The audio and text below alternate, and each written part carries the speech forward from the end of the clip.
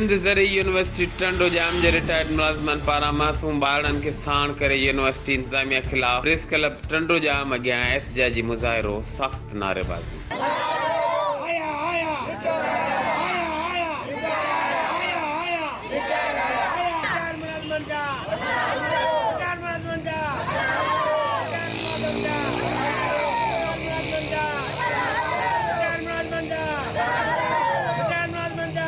Update कयूं पिया कि टंडो जाम खां जिते HRJDA न्यूज़ जी रिपोर्टर मुनसिफ अहमद तालपुर मुताबिक़ अलियस गर्तुनियो सिकंदर लाशारी मोहम्मद उमर ऐं ॿियनि रिटायर्ड मुलाज़िमनि जो चवण हो गुज़िरियल केतिरे ई अरसे खां संदसि difference bill, shifting allowance, gratuity समेत ॿिया अलाउंस रहियल आहिनि। आरज़ी तौर ते मुक़ररु कयल नए वाइस चांसलर तालीमी कमीशन खां मिलंदड़ 3 करोड़ रुपयनि जी रक़म मनपसंद माण्हुनि खे विराए छॾी आहे, पर रिटायर्ड मुलाज़िमनि जी ज़रूरत अदा करण लाइ तयारु न आहे। हिननि जो वधीक चवण हो त अलाउंस न मिलण करे असांजा बचा फाकाकशी करण ते मजबूर आहिनि।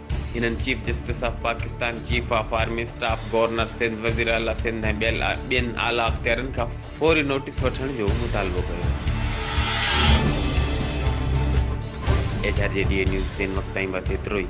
वधीक ख़बरनि ऐं अपडेट्स लाइ ॾिसंदा रहो HRJDA न्यूज़।